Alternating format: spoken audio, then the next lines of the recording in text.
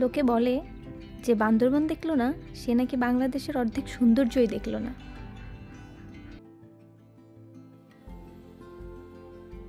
আসসালামু আলাইকুম এভরিওয়ান। এই ভিডিওতে আমরা আমাদের ঢাকা থেকে ক্রেওকাডং বাইক যাত্রার গল্প শেয়ার করব। যাত্রার প্রথম দিনে আমাদের গন্তব্য ঢাকা থেকে কুমিল্লা। সকাল 5টায় উঠে ব্যাগপত্র গুছিয়ে কুমিল্লার উদ্দেশ্যে রওনা দিই আমরা। যেহেতু আমার আম্মু আব্বু কুমিল্লাতেই থাকে আর আমার হাজব্যান্ডেরও অফিস আছে, সেই জন্য আজ কুমিল্লায় থেকে অফিস করে কাল ভোরে রওনা দিব ক্রেওকাডংয়ের উদ্দেশ্যে।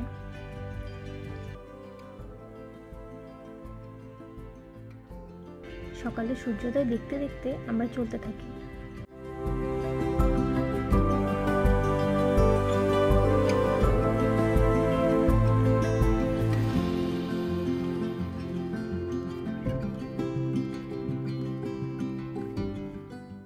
মেয়র হানিফ ফ্লাইওভার পার করে কাজলায় আমরা আমাদের একজন ট্যুর পার্টনার রাব্বি ভাইয়ের সাথে মিট করি।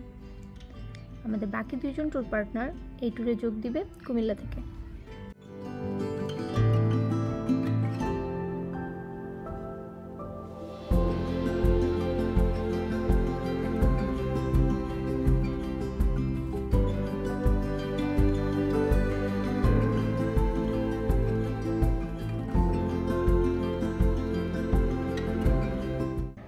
আমরা কোটবাড়ি বিশ্বরোড থেকে কোটবাড়ির রাস্তা হয়ে কুমিল্লা ইউনিভার্সিটির সামনে চায়ের ব্রেক দেই।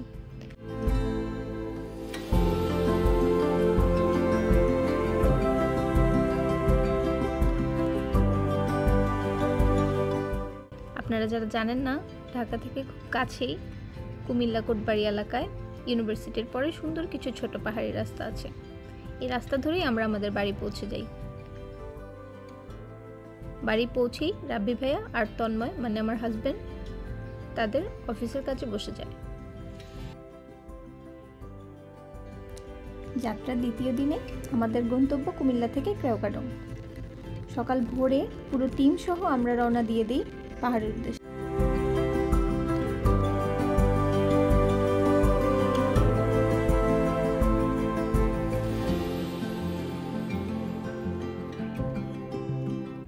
ঢাকা চিটাগং হাইওয়ে ধরে আমরা চলতে থাকি। সকালের সুন্দর প্রকৃতি দেখতে দেখতে আমরা পৌঁছে যাই সীতাকুণ্ড। এখানে আমরা আমাদের সকালের নাস্তা সেরে নিই।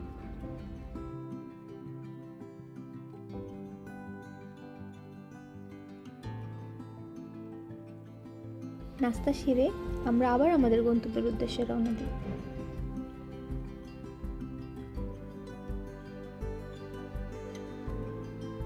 সোজা না গিয়ে বাইজিৎ লিং রোড হয়ে আমরা জিসি মোড়ে থামি। এখান থেকে আমরা আমাদের এনআইডি কার্ডের বেশ কিছু কপি করে নিই।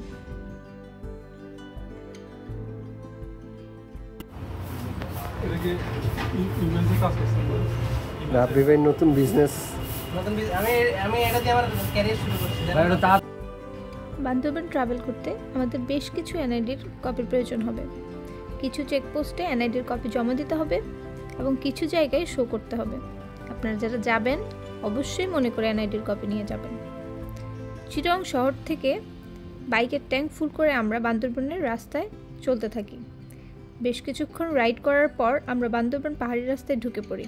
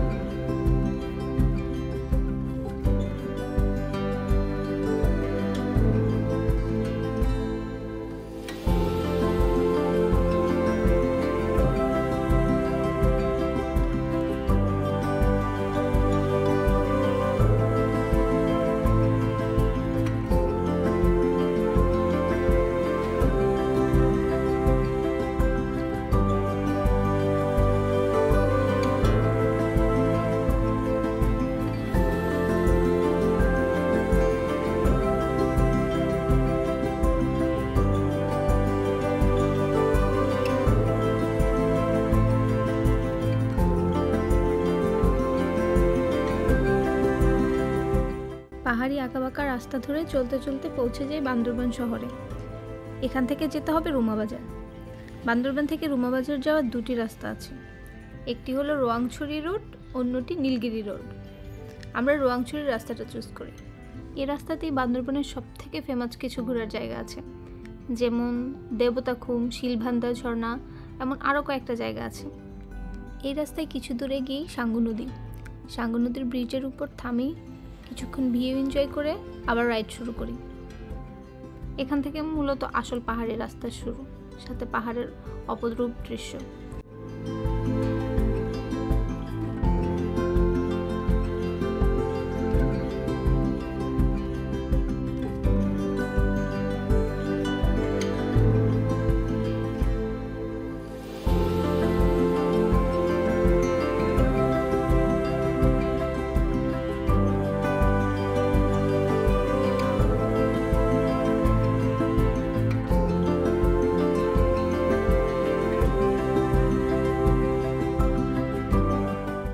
দৃশ্য উপভোগ করতে করতে যখন রুমাবাজার থেকে মাত্র 4-5 কিলোমিটার দূরে, তখনই আসে এক বিশাল টুইস্ট। এর আগে পর্যন্ত কোনো চেকপোস্টে আমাদের বলা হয়নি এ রাস্তা বন্ধ, কিন্তু গন্তব্যের এত কাছে আসার পর সেনাবাহিনীর এক চেকপোস্টে বলল এদিক দিয়ে যাওয়া যাবে না, এ রাস্তা বন্ধ। কিছুই করার নেই, আমাদের আবার বান্দরবান গিয়ে নীলগিরির রাস্তা দিয়ে যেতে হবে। নীলগিরির রাস্তা দিয়ে কিছু দূর এগিয়ে আমরা একটা চা দোকানে ব্রেক দিই। এখান থেকে পুরো ভ্যালির খুব সুন্দর একটা প্যানোরামিক ভিউ পাওয়া যায়। চা নাস্তা খেয়ে কিছুক্ষণ রেস্ট নিয়ে আবার যাত্রা শুরু করি।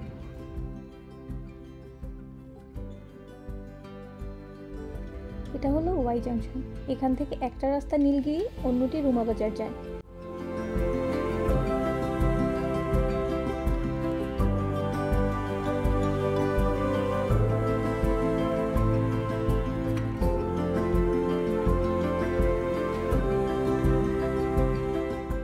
আমরা রুমাবাজারের রাস্তা ধরে চলে আসি ট্যুরিস্ট চেকপোস্টে। এখানে ফর্ম ফিল আপ করে এনআইডি জমা দিয়ে রুমাবাজার চলে আসি।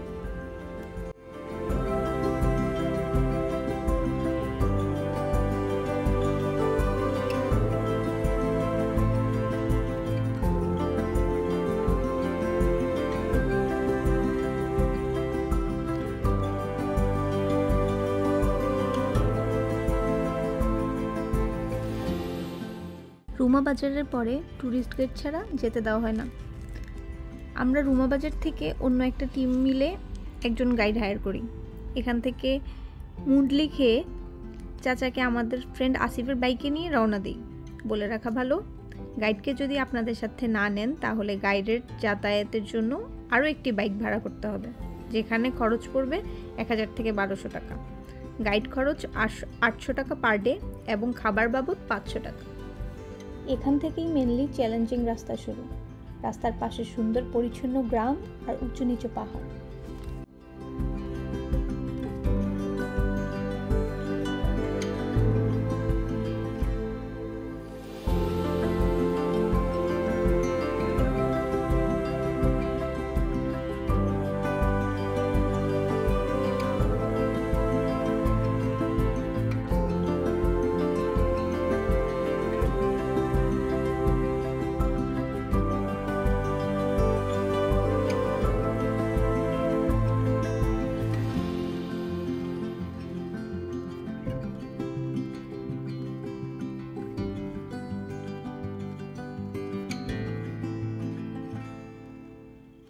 ক্যামেরাতে অত বোঝা যাচ্ছে না, কিন্তু এই রাস্তাটা ভীষণ খাড়া।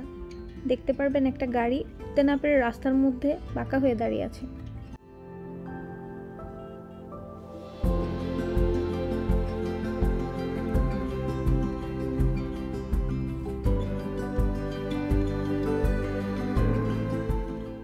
তারপর আমরা পৌঁছে যাই সেই ভাইরাল স্পটে, যেখান থেকে সবাই রাস্তার ভিউ উপভোগ করে।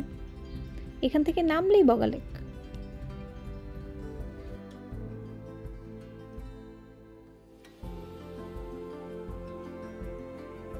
একদিকে আমরা বগা লেকের ভিউ উপভোগ করি, অন্যদিকে আমাদের গাইড আমাদের থাকার জন্য রুম খুঁজতে থাকে। এখানেই বাধে দ্বিতীয় বিপত্তি, কোনো রুম খালি নেই। সন্ধ্যাও ঘনিয়ে আসছে। আমাদের গাইড সাজেস্ট করলো নিচে গিয়ে পাহাড়ি গ্রামে থাকা যায়, সেখানেও যদি না হয় তাহলে রুমা বাজার।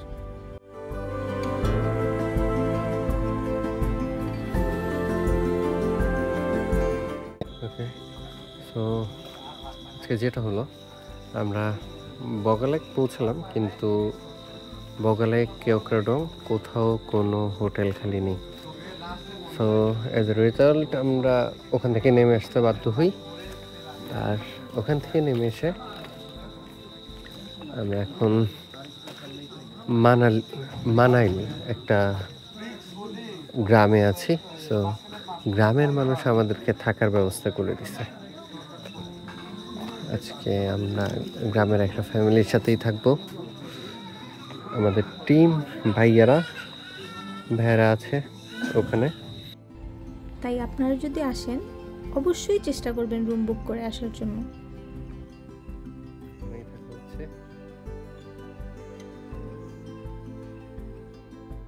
আমাদের থাকার ব্যবস্থা হওয়ার পরে আমরা চলে যাই আমাদের খাওয়ার ব্যবস্থা করতে। ওই গ্রাম থেকে একটু উপরে একটা রেস্টুরেন্টে আমরা আমাদের খাওয়ার ব্যবস্থা করি।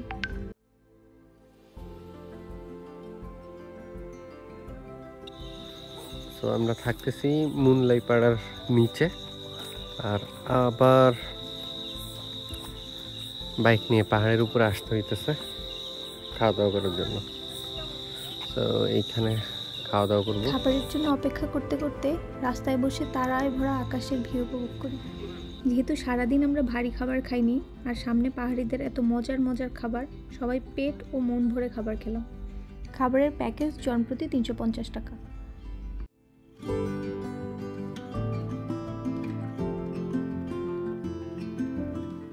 যাত্রার তৃতীয় দিন, মুনলাইপাড়া থেকে ভোর 5টায় উঠে রওনা দিই কেওক্রাডং-এর উদ্দেশ্যে। কিছুক্ষণের মধ্যে আমরা পৌঁছে যাই সেই ভাইরাল ভিউ পয়েন্টে। কিন্তু আজকের ভিউটা কালকে থেকে একদমই আলাদা। নিচে মেঘ ভেসে বেড়াচ্ছে।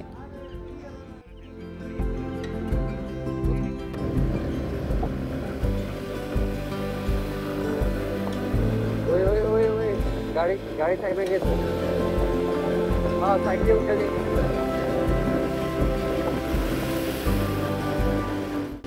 আমরা আসার আগে অনেক ভিডিও দেখেছি, দেখে অনেক চিন্তায় ছিলাম।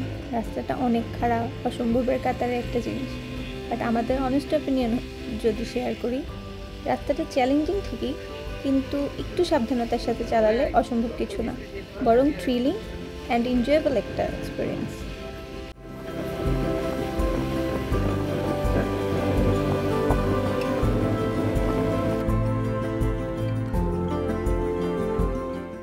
বান্দরবান আসলেই সুন্দর। আজকের এই সূর্যোদয়টা আমার অনেক দিন মনে থাকবে। পাহাড়ের ফাঁক দিয়ে কিছুক্ষণ সূর্য উঁকি দেয়, আবার হারিয়ে যায় কোনো এক পাহাড়ের আড়ালে।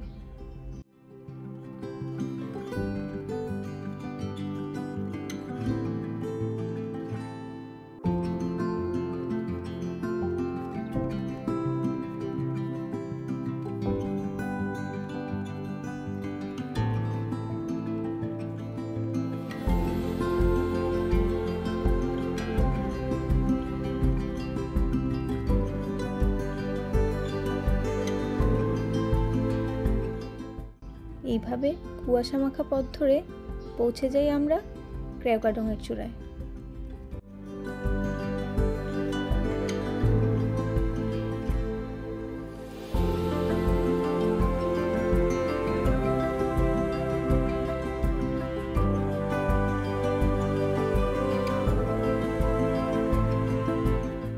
ফাইনালি আমরা কেওক্রাডং-এর চূড়া থেকে ভিউ উপভোগ করি। বেশ কিছুক্ষণ সময় কেওক্রাডং-এর চূড়ায় কাটানোর পর আমরা নেমে আসি বাংলাদেশের সবথেকে পরিচ্ছন্ন গ্রাম দার্জিলিং পাড়ায়। এখানে আমরা হালকা নাস্তা করে নিই। পাখির চোখে এই রাস্তার সৌন্দর্য আরও অনেক সুন্দর। এখানে ড্রোন ফ্লাই করে আমরা কিছু শট নিয়ে নিই।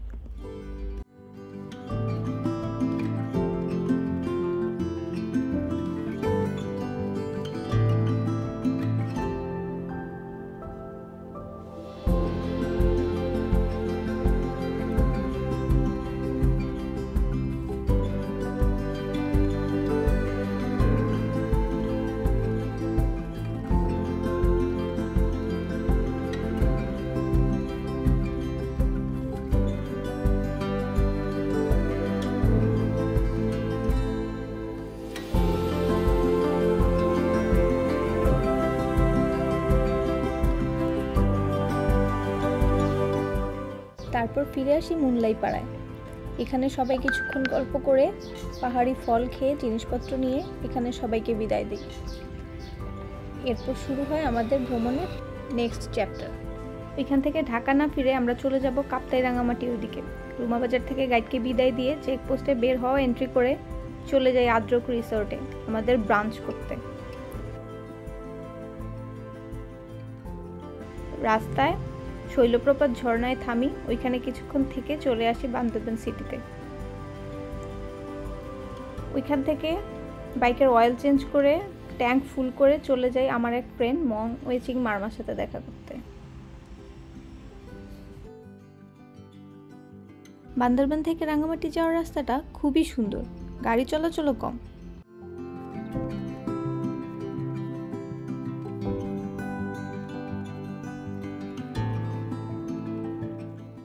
এখানে এসে ফেরিতে করে কর্ণফুলী নদী পার করে পৌঁছে যায় লিচু বাগান।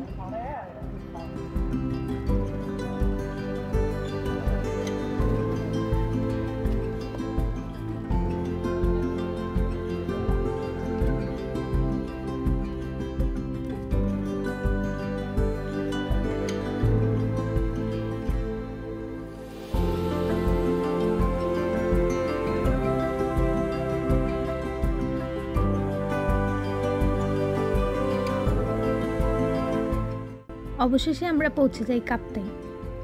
যেহেতু আমাদের আগে থেকে কোনো প্ল্যান ছিল না, তাই আমাদের কোনো হোটেলও বুক করা ছিল না। তাই আমরা কয়েকটা হোটেলে কল দিই আর কয়েকটায় গিয়ে দেখি, কোনোটায় হোটেল পছন্দ হচ্ছিল না, আবার কোনোটায় বাজেট। তারপর ভাবলাম বাইক যেহেতু আছে, তাহলে কাপ্তাই থেকে আসাম বস্তি রোডে হোটেলও খুঁজি, সাথে সুন্দর রাস্তাটাও এক্সপ্লোর করি। এই রাস্তাটা ছিল খুবই সুন্দর, কারণ একদিকে লেক আর অন্যদিকে সূর্যাস্ত, আর আমরা ছুটে চলেছি পাহাড়ের আঁকাবাঁকা রাস্তা ধরে। সূর্যোদয় বান্দরবান, সূর্যাস্ত রাঙামাটি। What a day! লাইফটা আসলে প্ল্যানিং ছাড়াই সুন্দর। No pressure, just enjoy.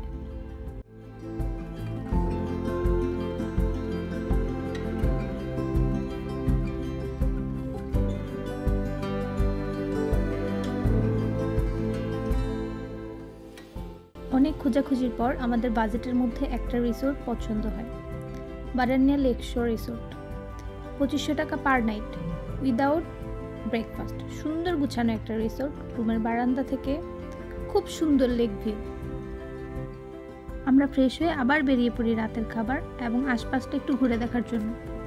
রাতের খাবারে আমরা পাহাড়ি খাবার ট্রাই করি। বাজেটের মধ্যে খাবারগুলি খুবই মজা ছিল, বিশেষ করে মরিচ ভর্তা আর সেদ্ধ সবজি। খাবার শেষ করে এসে আমরা রিসোর্টের মধ্যেই লোকাল মানুষের সাথে বেশ অনেক রাত পর্যন্ত আড্ডা দিই। এভাবেই শেষ করি ট্যুরের তৃতীয় দিন।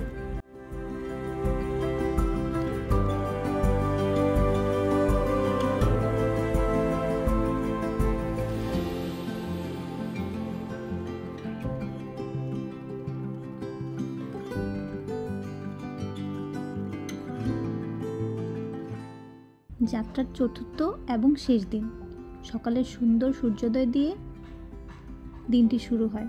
তারপর আমরা লেকে কায়াকিং করি, যেটা ছিল রুমের সাথে 30 মিনিট কমপ্লিমেন্টারি। আজকে আমরা যাব কাপ্তাই থেকে ঢাকা, অলমোস্ট 320 কিলোমিটার।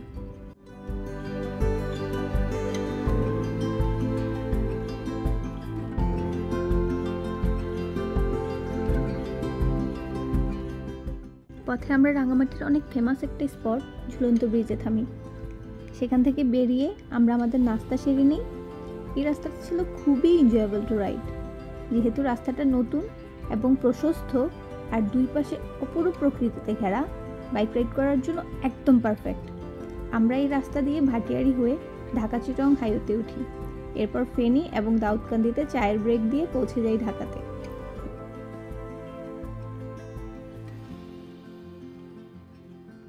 এটাই ছিল আমাদের অলমোস্ট 1000 কিলোমিটার বাইক রাইডের অভিজ্ঞতা। Thanks for watching, stay tuned for more.